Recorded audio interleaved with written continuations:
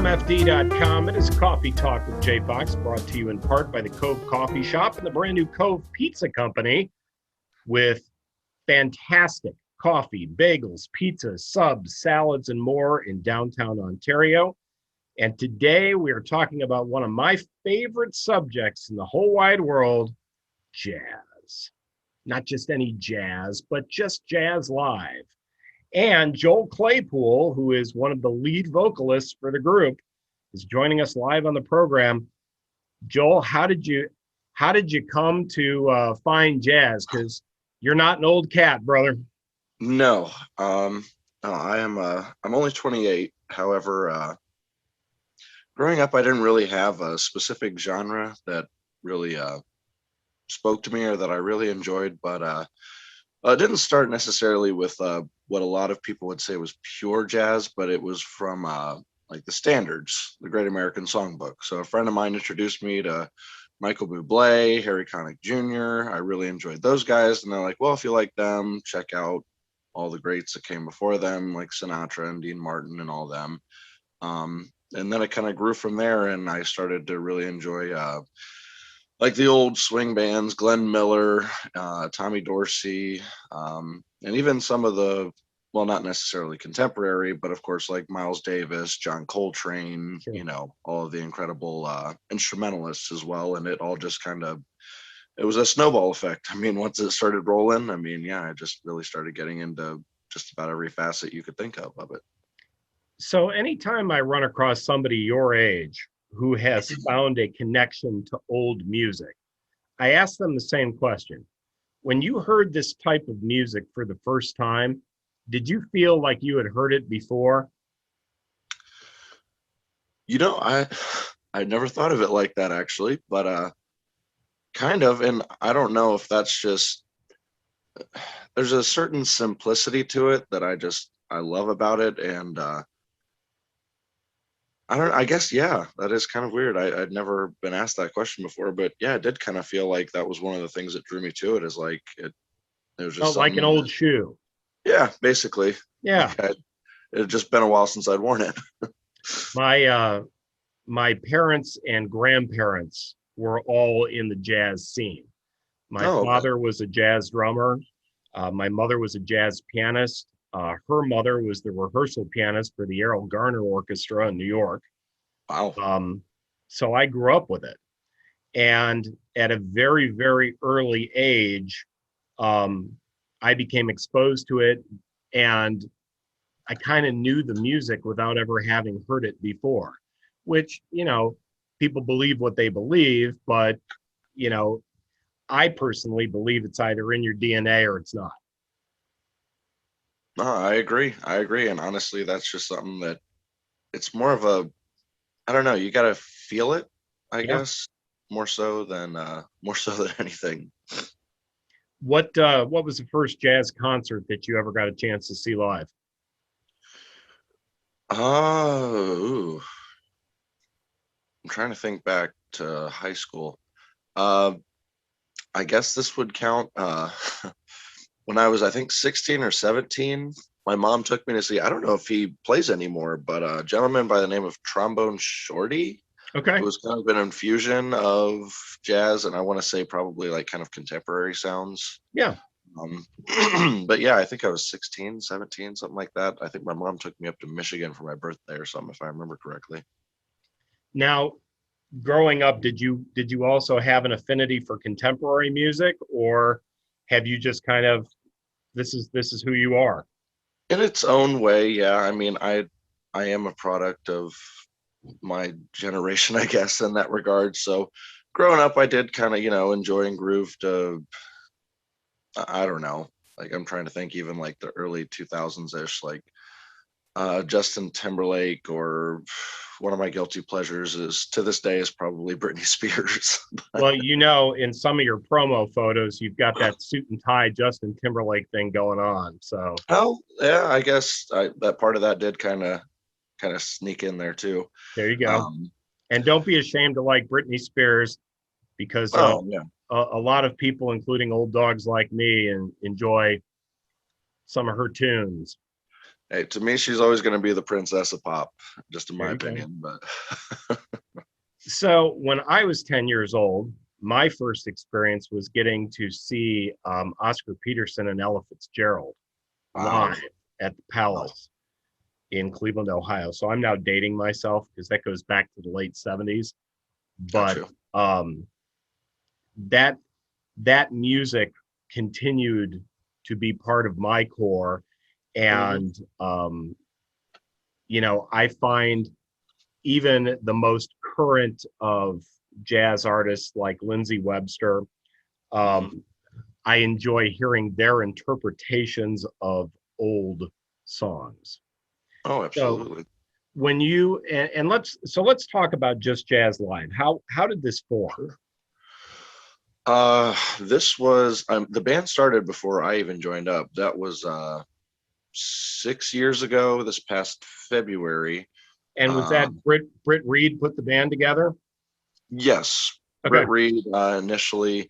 Um, him and his business partner Tom Blair, one of our instrumentalists. He does sax, flute, a couple others actually. But yeah, they kind of got this whole thing started. It started out just as kind of instrumental stuff. Um, and then a good friend of ours, Jeff Boyd, ended up joining in. He started doing some vocal work. Kelly Knowlton joined in. She started doing some vocal work. And then 5 years ago, this month, actually, they approached me because Tom actually would play part time with the Joan Croc Salvation Army Center big band up in Ashland. Mm-hmm. And he had heard me sing there once or twice. I had gotten into connection with Neil Ebert at the time. And he heard me do a couple of tunes and asked me if I'd be willing to join up. And then, yeah, 5 years later, the rest, as they say, is kind of history from there. And we're obviously mainly, as the name implies, just jazz. But if you've seen, obviously, our new promotional video, we are kind of branching out a little bit.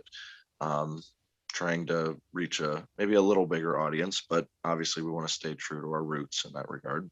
So of course the promotional video I have in queue is from 4 years ago. It's on YouTube. Is that not the right one? Oh, that's got all of our standards and all that Okay. stuff. Yeah, absolutely. Either one. We use both basically to this day for promotional material. Okay. Um, Well, we're gonna and we're gonna attempt to share the screen and play this for the okay, audience. sure. So we can do this and that. And then we also want to make sure that we can share sound. So Okay. here is the Just Jazz Live promotional video that came out. It's kind of funny. Today's April 7th, 2021. This video came out April 7th, 2017. It's Wow. 2 minutes. Let's have a listen. You just say the words and we'll beat those birds down to Acapulco Bay. Now it's too perfect for a fly and a honeymoon. Oh, babe, so come fly with me. We'll fly, let's fly away. For you are mine at last. For you are mine at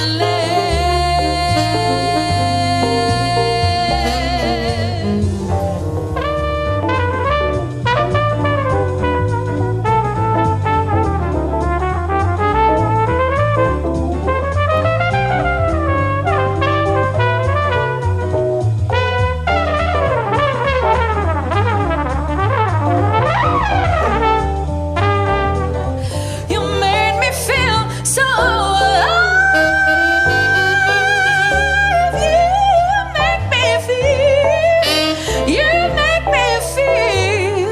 You make me feel like a natural woman.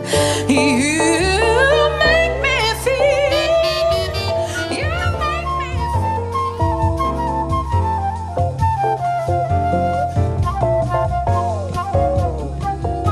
The autumn leaves Toi tu m'aimais of red and gold. et je t'aimais I see your lips et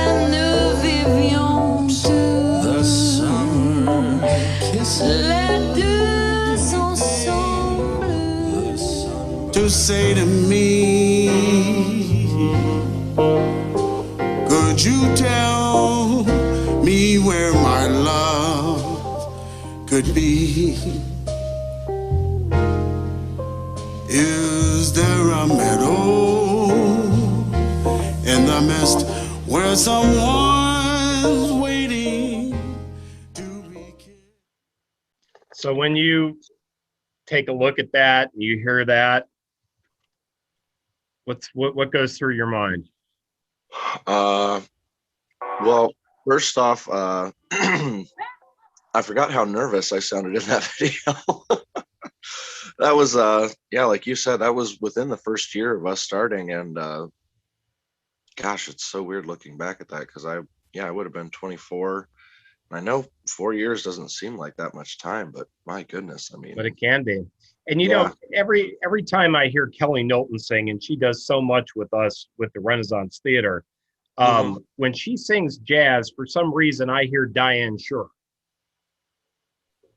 I'm not actually familiar with that name. Look up Diane Shure. You'll be surprised. Diane Shure, legally blind, plays piano by ear, is a vocalist, and I'm always had down to check out new artists. the heyday of her career was in the 80s and 90s. Probably the best example of her work is a CD called Collection. And one of my favorite songs that she ever did was a cover of The Very Thought of You, which I think is one of the most beautiful ballads of all time. Very, very beautiful song. Yes. Absolutely. What was the first song you ever sang in jazz? That would have live in a concert, you mean? Yeah, I mean, when you got up on stage for the first time to sing jazz, do you remember what that first song was? It was the first song in that promotional video, actually. Okay. Yeah, that was the first tune that I had heard from Sinatra that I really liked. And my freshman year of high school, I'm a Clear Fork graduate in Belleville here, and Ralph Brown, the jazz band director, he had never had a vocalist before, and I asked him if he'd consider maybe letting me get up there and do that, and he kind of took a leap of faith on me, and that was good Lord, yeah, my freshman year of high school, so 15 years ago, however long it's been now. But is there a song that you haven't touched that you want to cover? Oh, I mean, if there is, maybe I haven't heard it yet. For the most part, I do. Yeah, pretty much all the ones that I grew up with and kind of really touched me or really resonated with me. And like I said, there have been a few that I didn't even know that I wanted to do, especially like I said with some of these newer songs, the newer crossover stuff like Unchained Melody from the Righteous Brothers, or Can't Take My Eyes Off You, Frankie Valli. Right. There's just, some of these newer songs from still like from the 50s, 60s, even like early 70s that, I'd never actually heard before, but once I heard them, I immediately was like, oh, absolutely. Please get me a chart or something so that we can get this out in front of people. Have you ever attempted to write your own lyrics or music? Have you taken a stab at it? A couple of times here and there. Nothing I was brave enough to share with the world or anything. Okay. As I'm sure you know, everyone is their own biggest critic. So my issue is I'll get a song, I'll write it out, get some chords going. I'll sit on it for too long until my brain tells me that's awful. Don't you dare show that to anybody. So I have not everyone can handle a diminished seventh there, Joel. So here's to you. So I have not shared anything with my mom.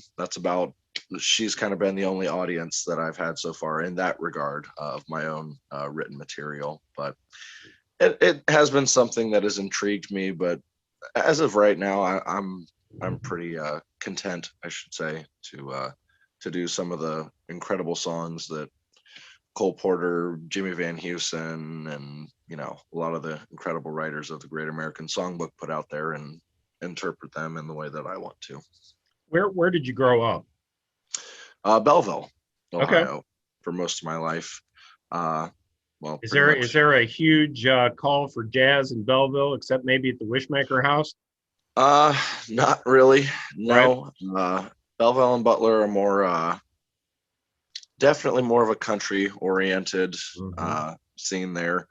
I remember pretty much every bus ride I ever took growing up. 101.3 was the standard go-to. So it was more country, and then a little bit more of like kind of the rock and roll kind of scene with I guess like Springsteen and stuff like that in that vein of things. So it was, yeah, just kind of a weird twist of fate that a friend of mine suggested I listen to Buble when I was in school, because I don't know how else I would have been introduced to that, because You it know, was, that yeah. was a concert I didn't want to go to. And a friend of mine got tickets and said, "Do you want to go?" And I'm like, "I don't want to see that." And I was very, very dismissive. And I'm like, "Yeah, this is just, this is light. Yeah, I want to hear Yeah. Frank, Dean, and Sammy." So I went to the Sprint Center in Kansas City and saw Michael Bublé. And no pun intended, I was blown away. Yeah. And it was one of the best concerts I've ever attended. And he actually did. I'll probably get struck by lightning for saying this, but a couple of those numbers were better than the original. His Honestly, interpretation. I have to agree with you. There are a few tunes that I'll say, yeah, Frank did it better, but a couple of his remakes of those, yeah, I just sit there and I'm like, hey man, I think you may have put your own mark on that, because I don't think there's any topping it. But yeah, I got to see him at the Schottenstein Center. Was that 2 years ago? Okay. 3 years ago now, something like that. But yeah, guy puts on one heck of a show. Do you feel like an old soul trapped in a young body? Hell, every day of my life. Is that right? So how have your friends adapted to your musical taste and your lifestyle? Honestly, I mean, for the most part, it's not necessarily for them. Right. And they've told me about it. Especially my dad, he's definitely not a huge fan of the genre. However, they're incredibly supportive, and I do have actually quite a few friends that do their best to come out to our shows. Well, whenever we're local. I mean, obviously, if we're playing in Cleveland, I don't expect anyone to make the hour and a half drive there. Um, but yeah, for the most part, they kind of roll with it. And yeah, when they see me walking by like a 1960s Wall Street suit with my three-piece and the fedora, no one bats an eye anymore. So I think they've just kind of gotten used to, oh yeah, Joel's the Sinatra guy. So yeah, that's just him. How far have your musical travels taken you? Where have you performed? Except Cleveland, as an example. Well, I mean, we travel in about 100-mile radius of Mansfield. So I mean, Cleveland and Columbus, I guess, are kind of the farthest. We have played at a couple of country clubs over in like Lima, Findlay. Cleveland, we had a pretty steady gig at the 9 building. It was called Vault. It was this cocktail bar that was like in the basement, and it Mhm. used to actually be an old bank vault that they just turned into this kind of high-end cocktail bar. Very And then familiar. oh, really? Yeah, Yeah, it's a nice place. I grew up in Cleveland, Ohio. Oh, no kidding. Okay, So so actually, that building used to house something called the Metropolitan Club, and um, I think it was National City Bank years and years ago. Great okay. venue, fantastic acoustics. Oh yeah. We had a lot of fun doing that. Um, then we did play. It wasn't for an actual concert. I think it was just for a fundraising event. We played down at the Hollywood Casino, like on the like kind of main floor there for a 1920s, 30s ish kind of themed party. Right. So, but yeah, most of the places that we play are just kind of wineries, breweries, restaurants, just different kind of venues in that vein. It's And then of course weddings. 2021. Okay. It And is. most of this music was popular 60, 70, 80, maybe even 90 years ago. Why do you think this music is still being heard today? Why are people asking you guys to play?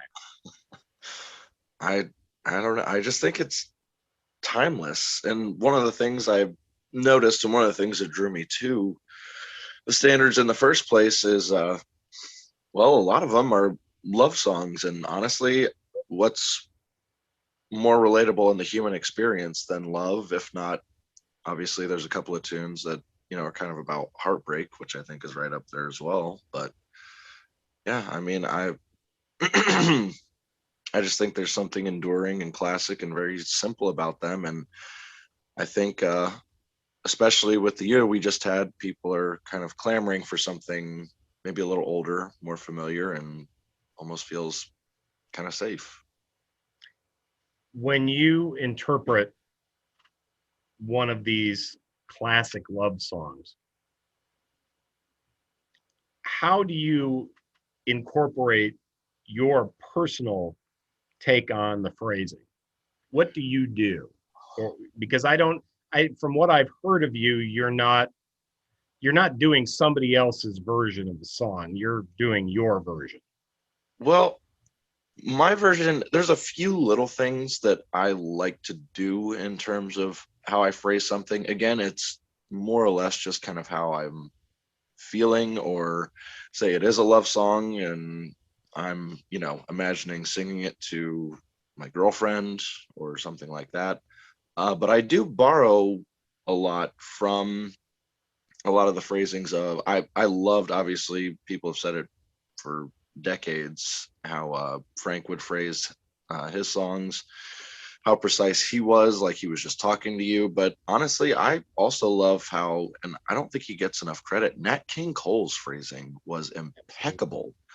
And that's another one that I've really tried to emulate, as well as many of the others, because I remember watching an interview with Buble and Tony Bennett, and Buble was kind of like, man, I just feel bad. Like, I'm stealing all these great things from the greats and da da da. And Tony goes, oh, Michael, copycats, they take from one person, but the greats, the truly fantastic singers and artists, they steal a little bit from every single person. They do their research on every little thing and they turn that into their own sound and their own style. And after seeing that, I like, yeah, all right, well, let's see how many different people I can steal from then, and hopefully, kind of turn it into my own thing. Right. And there are many different styles. One thing you might enjoy is if you go on YouTube and you search for Dick Cavett interviews Oscar Peterson. Okay. Oscar Peterson, in that interview, not only was able to do a dead-on impersonation of Nat King Cole, but he was able to demonstrate on the piano different interpretations of the same song based on the artists that he was talking about at the time and why they did what they did. And it was fascinating. Well, and Oscar was definitely one of the great. He's actually one of the ones that, and this is high praise coming from Oscar, but not many people know Nat was a fantastic piano player as well. Yeah, absolutely. In fact, he started out as a lounge pianist and then built from there. Have you guys recorded an album? No, unfortunately, it would probably cost us more to produce and make, just because I do believe anything that we would want to record is still, what's the word I'm looking for? It's not Copywritten? Yeah, it's still all copywritten, and Right. the amount of money that we'd have to pay to try to produce that, and obviously everything that goes into recording. We have thought of maybe doing that, and I mean, obviously we wouldn't be able to sell it if we wanted to, just kind of get it out there and do it for fun. But no, we're kind of just sticking to our regular shows and our promotional videos. We just shot a big band promotional video for our new crossover stuff that'll hopefully be out here on the next couple of weeks. But it's kind of in the same vein of that first video that you and I watched. Absolutely. So private parties, bars and restaurants, country clubs, things of that nature. How would folks get in touch with you to book the band if they were so inclined? I believe the number was on the screen in that video, or our Facebook page. It's basically, it all funnels into Britt. He Okay. handles all our marketing, booking, all that And fun. the website things. is justjazzlive.com. Yes, yeah. And then just jazz live at yahoo.com. That's basically, that goes right to him. And yeah, he's usually pretty quick and courteous. He's retired, so I mean, this is kind of his full-time gig. So, Right.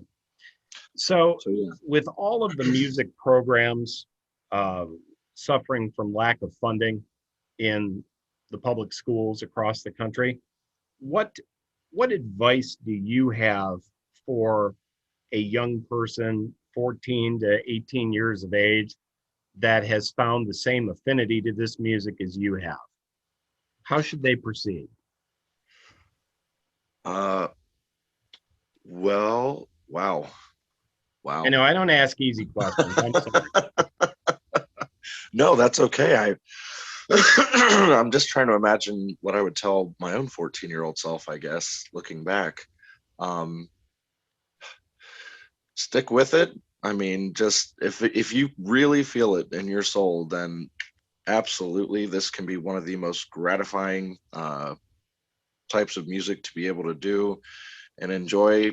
You're probably going to get some weird looks the first time you don the fedora if you're deciding to go that route, and the bow tie. It's not exactly mainstream anymore. But hey, if history does in fact repeat itself, we might have another Renaissance jazz age coming up. So Indeed. I guess I would say just enjoy what you do and wear that badge proudly, just because it's honestly a genre of music that I don't think is going to die out anytime soon. So you mentioned a girlfriend. Yes. So what song would you sing to your girlfriend? What's that go-to song?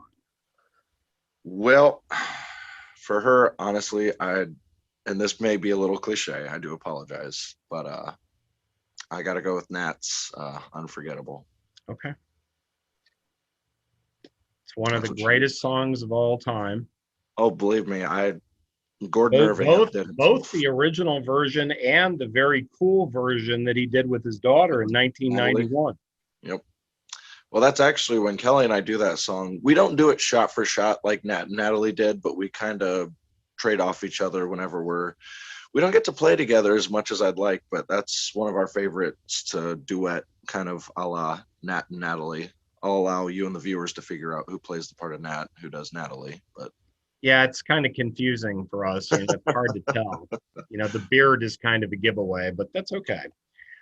Joel Claypool has been our guest today on Coffee Talk. He is one of the lead vocalists for a group called Just Jazz Live, a local group out of North Central Ohio that is helping to keep jazz music and jazz traditions alive, perpetuating the Great American Songbook, which is something that speaks near and dear to my heart. You can find out more about Just Jazz Live by going to their website, justjazzlive.com, and find out when they are available for bookings or just to go see them. And hopefully we'll see you on a patio nearby real soon. hopefully. So that we can enjoy Just Jazz Live. Joel, thanks for being with us today. This has been Coffee Talk, a service of WMFD TV News, always available on WMFD.com and brought to you in part by both Cove Coffee Shop and the new Cove Pizza Company in Ontario. I'm Jay Fox. Thanks so much for watching.